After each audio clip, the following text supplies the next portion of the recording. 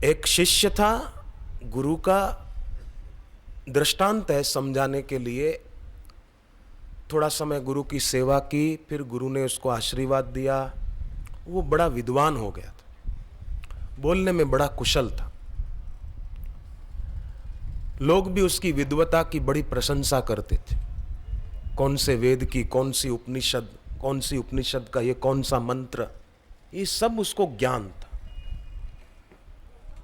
बड़ी सुंदर व्याख्या कर लेता था। जगह जगह के विद्वान उसके पास शास्त्रार्थ के लिए आते थे, सबको हरा देता था। ऐसी उसकी विद्वता थी। जब लगभग सभी विद्वानों को हराकर अपने गुरु जहां रहते थे उसके वहां आया, तो सबसे पहले अपने गुरु के पास जाने लगा। तो नगर के लोग कहने लगे, वाह वाह, देखो कैसा गुरु भक्त है, इतने विद्वानों को हराकर आया है और पहले अपने गुरु के पास जा रहा है। शायद जाके गुरु को प्रणाम करेगा, गुरु की पूजा करेगा, कृतज्ञता व्यक्त करेगा। परंतु वो जब अंदर गया तो अपने गुरु के सामने खड़ा रहा, ठूंठ बनकर, प्रणाम नहीं किया। तो गुरु तो राजी हो रहे थे, चलो कोई बात नहीं, मेरा शिष्य इतनी विद्वता और विजय पाकर आया है। गुरु प्रसन्न हो रहे थे, पर ये मन में क्या सोच रहा था कि अब कैसे गुरु को कहूं, क्या कहूं। आखिर उसने हिम्मत कर ली और गुरु के सामने क्या कहा उसने। गुरु को कहा कि गुरुजी, मैं अन्य तो सभी को पराजित कराया हूं शास्त्रार्थ में, अब केवल एक आप बचे हैं, हो जाए आज शास्त्रार्थ आपके और मेरे बीच। अब देखा गुरु से दूर रहने का फल, गुरु के सानिध्य से दूर रहने का परिणाम यह आया कि जिस गुरु की सेवा करता था आज उसी गुरु के सामने पड़ रहा है। इसलिए कभी भी अपने सदगुरु से दिल से दूरी बढ़ानी नहीं चाहिए, बढ़ने देनी नहीं चाहिए। और मौका मिले तो आसपास गुरुदेव का सत्संग हो तो पहुंच जाना चाहिए। एक साधक है, अमेरिका से आते, पूनम व्रतधारी, बोस्टन से, अमेरिका में बोस्टन है, वहाँ के हैं वो, पूनम व्रतधारी, हर पूनम को आते थे। फिर बापूजी ने उनको मना किया कि बोस्टन से भारत तुमको कोई रास्ते में लगता है, मत आया करो, 2-3 महीने में एक बार आओ। अब वो 2 महीने में एक बार आते हैं, उनको दूर नहीं लगता। और ऐसा नहीं कि वहाँ उनके पास काम धंधा नहीं, बहुत संपदा है। मैं देख कर आया, बोस्टन में दोनों बार हमारे कार्यक्रम का आयोजन उन्होंने ही किया था, अकेले ने।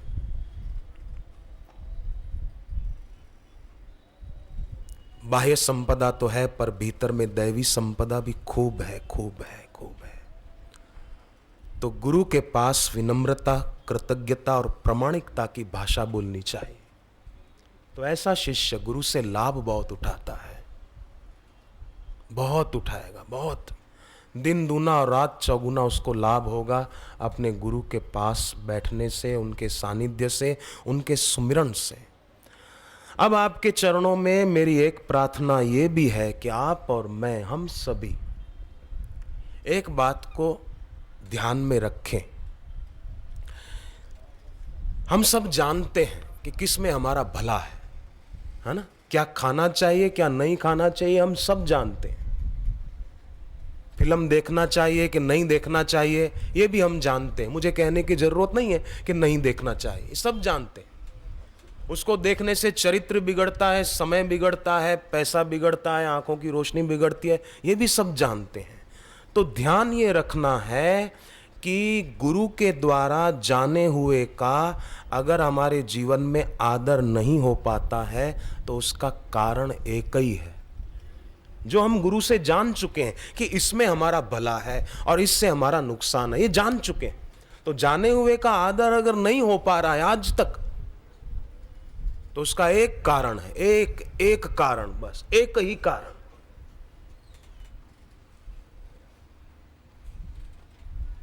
लंका में राम जी की सेना पहुंची और युद्ध शुरू हुआ।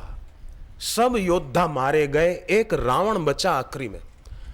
और रावण को भी राम जी जैसे, राम जी धनुष बाण उठाकर तीर छोड़कर उसका सिर काट रहे हैं।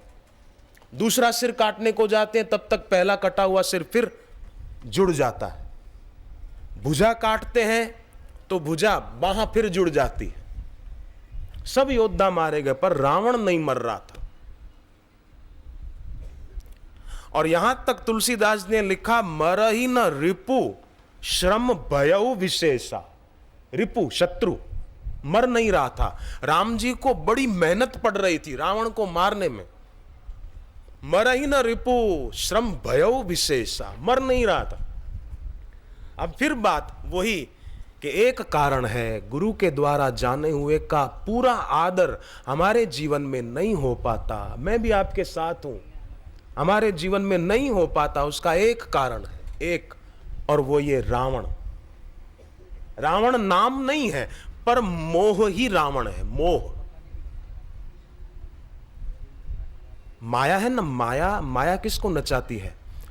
माया का एक हथियार है, उसको तुलसीदास जी ने मोह कहा है।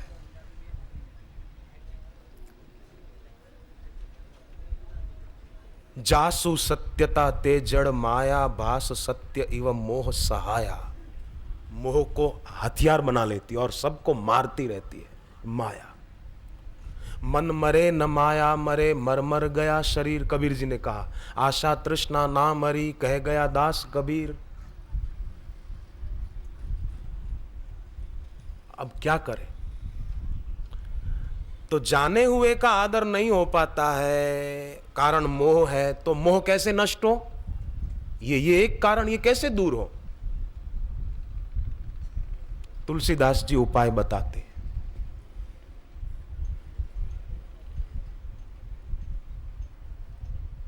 उसका सहारा बार बार ले। जैसे पानी पीते हैं तो प्यास मिटती है, भोजन करते हैं तो भूख मिटती है। अग्नि के पास बैठते हैं सर्दी के दिनों में तो ठंड दूर होती है। बिजली से संबंध होते ही करंट आ जाता है, नहीं आ जाता? करके देखना कभी आता है कि नहीं। बिजली से संबंध होते ही करंट आ जाता है। अग्नि के पास बैठो तो ठंड दूर हो जाती है। ऐसे ही गुरु के वचन बार बार सुनो। तो तुलसीदास जी कहते हैं, महामोह तम पुंज, जासु वचन रवि कर निकर। बार बार सुनो, आदर पूर्वक सुनो, तो महामोह रूपी तम का पुंज, अंधकार का पुंज, वो नष्ट हो जाएगा, नष्ट हो जाएगा। इसमें कोई शंका, कोई स्थान नहीं है। और जिस उद्देश्य के लिए ये हमको मनुष्य जीवन मिला है वो पूरा हो जाएगा। आपने दुर्गा माता का दर्शन किया हो कहीं मंदिर में, न किया हो तो जरूर करना। माँ अष्टभुजा भवानी के दर्शन करते हैं मंदिर में। 8 हाथों में माँ ने हथियार रखे। किसी में धनुष बाण है, किसी में खड्ग है, किसी में चक्र है, किसी में त्रिशूल है ना? माँ के हाथ में हथियार। और माँ दुर्गा ने सवारी की है सिंह पर, शेर पर सवारी की है। तो माँ ने प्रेरणा दी है, बकरी जैसा मनोबल मत रखना, शेर जैसा मनोबल रखना।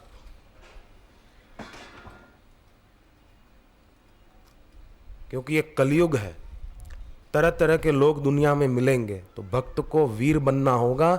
माँ दुर्गा ने इसलिए शेर पर सवारी की है। हांगकांग में हमारा प्रवचन था ना, तो मैं एक सज्जन के घर पर गया था, तो उसके घर पर फोटो लगा हुआ था पूरे परिवार का।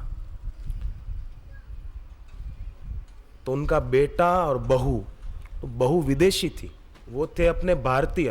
तो उनके बेटे ने लव मैरिज किया था एक विदेशी युवती से, अंग्रेज युवती से। तो मैंने कहा कि ये बेटे ने लव मैरिज किया? बोले हाँ। मैंने कहा फिर तो इन लोगों ने आपको दहेज तो खूब दिया होगा।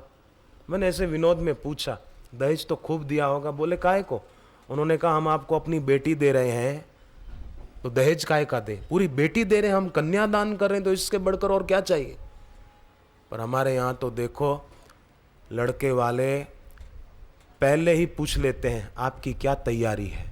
क्या तैयारी है मतलब क्या दोगे? समझ जाते हैं बेचारे कन्या वाले भी कि तैयारी मतलब क्या दोगे, कार कौन सी दोगे। अब तो बात गाड़ियों से शुरू होती है, गाड़ी कौन सी दोगे। और वो भी वो महंगी कार बताए वो देनी पड़े कन्या वालों को। नहीं, समाज में खुशहाली बढ़ानी है, सुख शांति बढ़ानी है, तो लड़के वालों को चाहिए कि अपनी तरफ से कभी भी कोई भी मांग न रखें। लड़की वाले भले अपनी मर्जी से 1.25 रुपया दें कि 1.25 लाख रुपया दें, ये कन्या वालों की मर्जी है, पर लड़के वालों को मांग नहीं रखनी चाहिए। मैं आप सज्जनों के आगे इसलिए निवेदन कर रहा हूं कि आपके द्वारा ये बातें औरों तक पहुंचेगी और हमारे समाज में से ये कुरीतियां दूर होगी। क्यों हो ऐसा? सहज मिला सो दूध सम, मांग लिया सो पानी, खेचा तानी खून सम, यही संतों की वाणी। मैं पहले सत्संग में एक बात सुनाता था कि एक बहू को प्रसूति हुई तो उसकी सास बड़ी खुश होती हुई अपने बेटे के पास गई और कहने लगी, बेटा बेटा इनकम हुई है, इनकम। तो लड़के ने कहा, इनकम हुई मतलब? अरे बोले, बेटा बहू को प्रसूति हुई, लड़का हुआ है, बड़ा होगा, उसकी शादी करेंगे तो खूब सारा दहेज मिलेगा, इसलिए मैं कहती हूं इनकम हुई है। अब कैसी इनकी हलकट सोच है। 2-3 साल के बाद उसकी बहू को दूसरी प्रसूति हुई तो उसकी सास रोता सा चेहरा लेकर आई, बोले बेटा अब इनकम पे टैक्स आ गया है, मतलब अब कन्या हुई है, बड़ी होगी, शादी करेंगे तो दहेज देना पड़ेगा। तो कैसी सोच है, आप सोचो। लड़का जन्मता है तो खुशियां मनाते, मिठाई बांटते, लड़का हुआ है, लड़का नहीं, लड़की जन्मे तो मिठाई बांटो कि हमारे घर लक्ष्मी आई है, हमारे घर देवी आई है, ऐसा सोचे।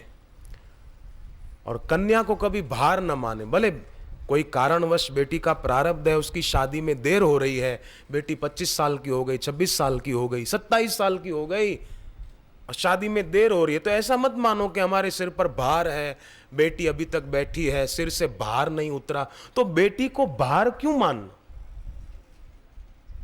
बेटी लक्ष्मी है, बेटी को भार मत मानो। आगरा के एक साधक हर नारायण गर्ग की बेटी की शादी हुई तो 1 साल के बाद उनके समधी माने बेटी के सास ससुर वो आए, लड़की के बाप के पैर छूने लगे, लड़के वाले लड़की वालों के पैर छूने लगे और कहने लगे आपकी बेटी तो साक्षात लक्ष्मी है, हमारे घर पे जब से आई है 1 साल हुआ शादी को, व्यापार दुगना हो गया, 25 लाख ज्यादा हो गया। तो उन्होंने कहा हमारी बेटी बचपन से ही बापू का सत्संग सुनती है और दीक्षा ली हुई है और अपने जीवन में उसने कभी किसी के प्रति आसक्ति नहीं की और सदाचारी जीवन जिया है। तो बहुधा कई लोग कईयों में आसक्त हो जाते हैं, किसी से थोड़ा परिचय हुआ, हाँ तो आपका फ़ोन नंबर दीजिए, फिर हम आपसे बात करेंगे, कभी इच्छा होगी तो, हमसे रहा नहीं जाता आपसे बात किए बिना, आपका कोई नंबर हो तो दे दो। ऐसे चिकनी चुपड़ी बातें करने वाले भी बड़े चालाक होते हैं। हमको नींद नहीं आती, हमको खाना अच्छा नहीं लगता, पेट भर के खाया था, खाने के बाद बोलते हैं हमको खाना अच्छा नहीं लगता। नहीं नहीं नहीं,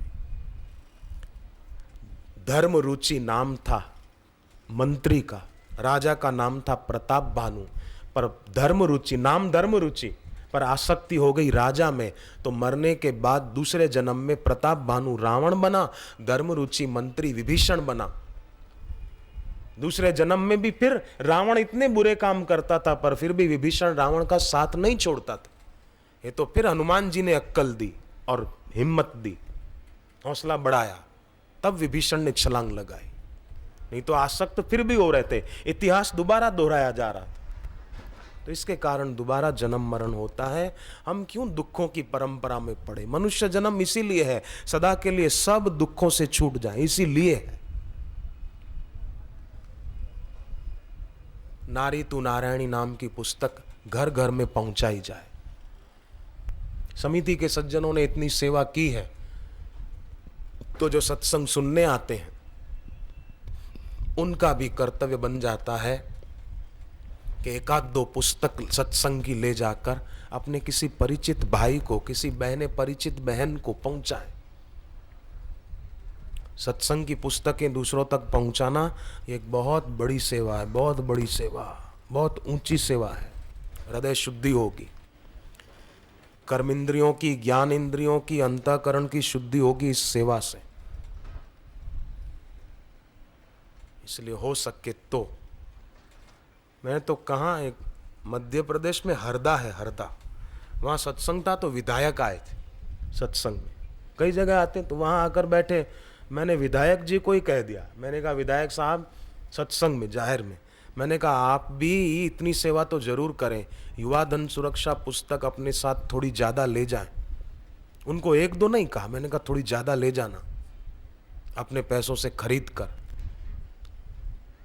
और दूसरों तक पहुंचाने की सेवा करना अच्छा है। देश के नेताओं के द्वारा ऐसी सेवा होगी तो ज़्यादा अच्छा है।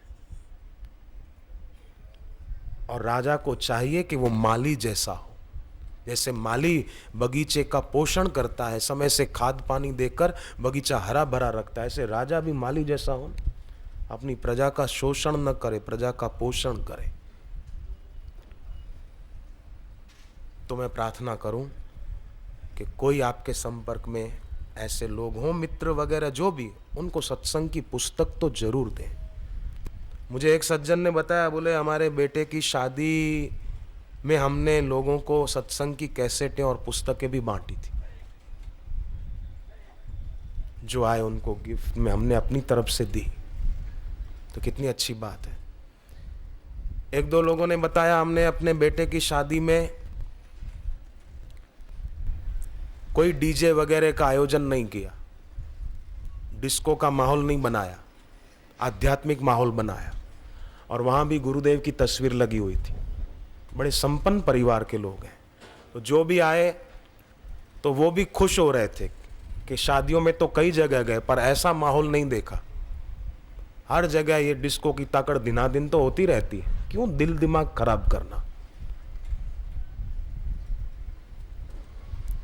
इसलिए सावधान। महर्षि चरक कहते हैं कि जाने हुए का आदर जो नहीं करता, समझो प्रज्ञा अपराध है। महर्षि चरक का शब्द है, ये प्रज्ञा अपराध है। गीता पढ़ो आप, गीता के दूसरे अध्याय के 11वें श्लोक से भगवान ने उपदेश सुनाना शुरू किया, तो उपदेश की शुरुआत में कहा शोक नहीं करना चाहिए। अशोचा ज्ञान व शोचस्त्वम प्रज्ञावादांश भासते, शोक न करो। और उपदेश जब पूरा हुआ तो आखिरी में अर्जुन को पूछते हैं तुम्हारा मोह नष्ट हुआ कि नहीं हुआ। ये नहीं पूछते कि शोक नष्ट हुआ कि नहीं हुआ, तुम्हारा मोह नष्ट हुआ कि नहीं हुआ। 18वें अध्याय में आप पढ़ो, आखिरी के श्लोकों में, मोह नष्ट हुआ कि नहीं अर्जुन। शुरुआत की थी उपदेश की तो कहा शोक न करो, अशोचान्यान व शोचस्त्वम, और आखिरी में कहते हैं तुम्हारा मोह नष्ट हुआ कि नहीं। तो भगवान भी हमको संकेत कर रहे हैं कि ये एक कारण नष्ट होना चाहिए। और अर्जुन फिर कहते हैं, जब भगवान ने पूछा मोह नष्ट हुआ कि नहीं, तो भगवान को अर्जुन कहते हैं कि सचमुच मेरा मोह नष्ट हो गया।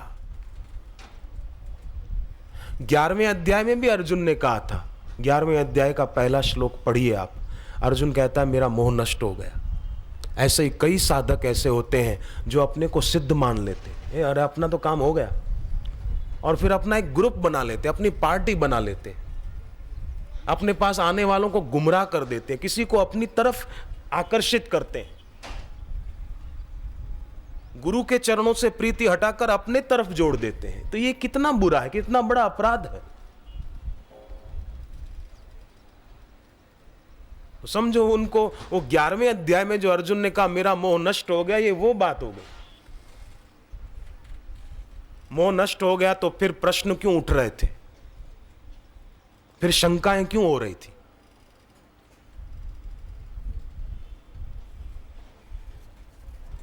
एक आदमी आया, बोले मेरी कुंडलिनी जागी है पर आधी जागी है, आधी सोई हुई है। एक आदमी मेरे को बोले मेरे को ब्रह्म ज्ञान हो गया पर आधा हुआ है। ये आधा ब्रह्म ज्ञान कैसा?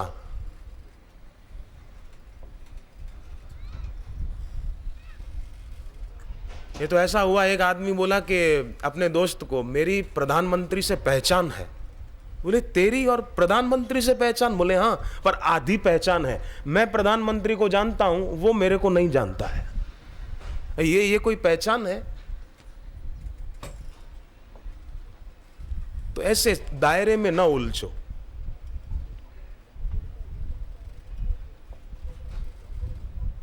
गुरु चरणों में प्रेम नहीं, औरों से अनुराग, रतन खोई कौड़ी ग्रहे उसके बड़े अभाग, उसके अभाग है।